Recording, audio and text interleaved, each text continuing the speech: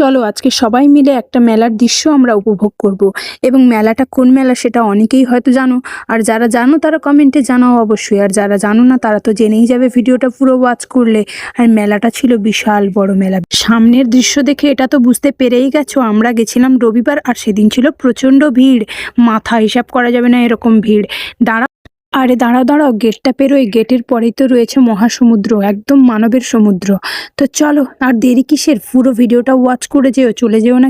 মেলায় গেছিলাম কিন্তু আমরা দুজন কপতি, মানে আমাদের হাজব্যান্ড ওয়াইফ। মেলাতে আমার ছেলেকে নিয়ে যায়নি, কারণ সেদিন ছিল প্রচন্ড ঠান্ডার রাত। সেই জন্য আমার ছেলের কাছ থেকে আবার কম অভিযোগও শুনতে হয়নি। বাড়ি এসে আমাদের ফটো ভিডিও দেখে সে আর এক কাণ্ড। থাক সে কথা পরে হবে, এখন চলো সামনের মহাসমুদ্র দেখো। দেখো মাথা গুনতি করা যাবে না, এত মানুষের ভিড় হয়েছে, প্রচন্ড ভিড়। আর দোকান তো ছিল অগন্তি দোকান, প্রথম থেকেই একদম গেটের মুখ থেকে দোকান বসেছিল। বেশিরভাগ দোকানই ছিল শীতের পোশাক। যেহেতু মেলায় গেছি আমার বর বাবুর সঙ্গে, দেখে তো অনেক জিনিসই নিতে ইচ্ছে করছে, কিন্তু যার সাথে গেছি সে কোনো মতেই মেলার কোনো জিনিস আমাকে এনে দিতে ইচ্ছুক নয়। সে শুধু বলে তুমি যেটা খাবে সেটা খাও, কিন্তু এইসব জিনিস নিয়ে তুমি ইউজ করবে না, ফেলে রাখবে, ওইসব জিনিস আমি এনেই দেবো না তোমাকে। এই বলে আমার সাথে তো প্রায় ঝগড়াই লেগে গেল ওই মেলাতে, যে তুমি মেলাতে নিয়ে এলে আমাকে কিচ্ছুটি এনে দেবে না। ও বলছে না তুমি যত খুশি খাও, তুমি যা পারো খাও। এই জন্য রেগে মেগে আমি তো অনেক কিছু খেয়েছি, কিন্তু সব ক্লিপ আমি নিতে পারিনি, কারণ আমার মধ্যে একটা রাগ ছিল ওই সময় ভিডিও রেগে মেগে। কিন্তু আমি সবকিছু বাদ দিয়েও খাওয়া ছাড়িনি, কারণ না খেলে ওটা তো আবার লস হয়ে যাবে, কারণ খেতেও যদি না পারি জিনিসও পাবো না, তাহলে তো সব দিক থেকেই লস হয়ে যাবে না। তাই কিন্তু আমি ভালো মন্দ অনেক কিছু খেয়ে নিয়েছি, যেটার ভিডিও তোমাদের সাথে শেয়ার করতে পারিনি। আর আমি যেহেতু এসেছি গান্ধী মেলায়, আর গান্ধী মেলার গান্ধী মূর্তি তোমাদেরকে শেয়ার করব না তা কখনো হয়। এটাই হলো আমাদের দেশের জাতির জনক গান্ধীজি। গান্ধীজির এই মূর্তিটা সত্যি অপরূপভাবে সাজিয়েছিল, অসাধারণ ছিল। আর চারপাশে ছিল ফুলের চারা গাছ, বিভিন্ন রকমের চারা গাছ, ফুল ফলে ভর্তি চারা গাছ। দেখো গাঁদা ফুলগুলো কত সুন্দর ফুটেছিল, যেহেতু শীতের সিজন, গাঁদা ফুলই একদম গাঁদা ফুল, কালারগুলো অসাধারণ। আর এখানটায় ফটো না তুললে পারা যায় না। মাঝখানের এই গাছটা সকলের দৃষ্টি আকর্ষণ করেছিল। এই গাছটা ছিল একটা মৌসুম্বির গাছ, অনেক পুরো গাছটাকে জুড়েই মৌসুম্বি হয়েছিল। গাছের ডালগুলো যেন ভেঙেই পড়বে, এত বড় বড়। মেলাতে এত দোকানের স্টল বসেছে, এত দোকানের স্টল বসেছে যে গুনতি করে শেষ করা যাবে না। আমরা তো আদৌ বলতেই পারবো না যে কতগুলো দোকান বসেছে। ঘুরতে ঘুরতে আমাদের হাত পা মাথা ঘাড় সবকিছু যন্ত্রণা করতে শুরু করেছে। সে এক নাছোড়বান্দা অবস্থা, যেন আমরা মেলা থেকে ছেড়ে বেরোতেও পারছি না, এদিকে বাড়ি ফেরারও ইচ্ছে হচ্ছে না, মনে হচ্ছে মেলায় আর একটুক্ষণ থাকি।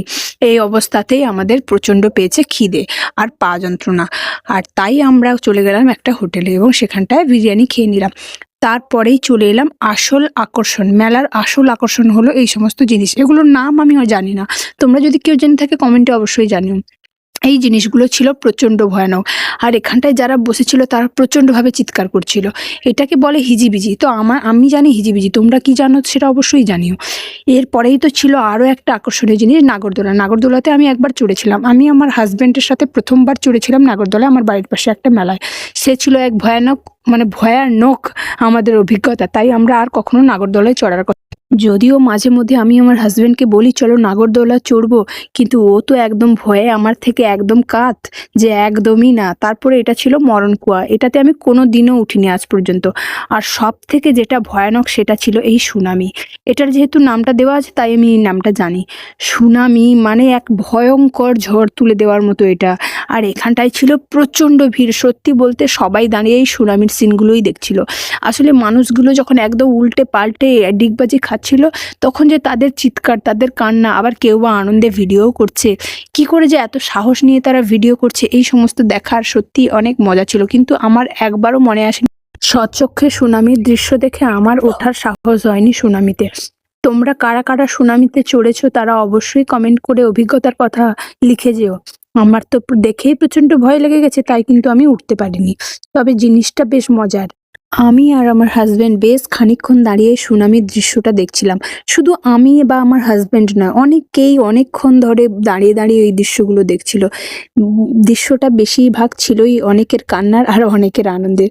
তো খুব কম জনই আনন্দ পেয়েছিল, আর নামার পর তাদের মুখগুলো দেখলে না বেজায় হাসি পাচ্ছিল। ওরা তো প্রচণ্ড ভয়ে আঁতকে গেছে, এরকম অবস্থা। হ্যাঁ, তো ওদের মুখগুলো দেখলে সত্যিই করিন। এই দেখো ধীরে ধীরে কিন্তু সুনামিটা থেমে আসছে। আর তারপরে নামার দৃশ্য দেখলে তো আরও হাসি পাবে। এর মধ্যে কিন্তু বেশ সাহসী চারটা মেয়েও ছিল, তাদের মধ্যে একজন তো জোর জোর করে কান্নাও করছিল, কিন্তু আর দুজন বেশ সাহসী, ভিডিও বানিয়েছে, টাটাও করছে। ওদেরকে দেখে আমারই মনে হচ্ছে, ইস আমি মনে হয় প্রচণ্ড ভীতু। ওরা কত সুন্দর বসে বসে হাসছে, সুনামিতে বসে হাসছে, ভিডিও বানাচ্ছে, হাই করছে। ইস উঠতে পারতাম তাহলে তো মনে হয় আমার হার্ট অ্যাটাক। আর এই টয় ট্রেনটার ছিল আমার অনেক স্মৃতি। বাচ্চাকাল থেকে আমার এখনো অবধি ইচ্ছে রয়েছে এই টয় ট্রেনে বসার, কিন্তু আজও অবধি আমি বসতে পারিনি। বাট আমার ছেলে এই টয় ট্রেনটা ভিডিওতে দেখে বলেছে, মা আমি এই টয় ট্রেনটাতে বসবো। তখন আমি আমার ছেলেকে কথা দিয়েছি, বাবু তুমি আর আমি একদিন প্রথম এই টয় ট্রেনটাতে অবশ্যই কোনো না কোনো দিন সফর করব, তো তোমাদের আশীর্বাদ থাকলে অবশ্যই হবে। এবার আমরা কিন্তু প্রচণ্ডভাবে ক্লান্ত হয়ে গেছি, এবার আর মনে হয় হাঁটতেও পারছি না। তাই শেষ একটা ভিডিও ক্লিপ নিয়ে এখন যাচ্ছি বাড়ি। আর ছেলের জন্য কিছু না নিয়ে গেলে আমাদের অবস্থা একদম হয়ে যাবে খারাপ। তো চলো টাটা সবাইকে, দেখাবে নেক্সট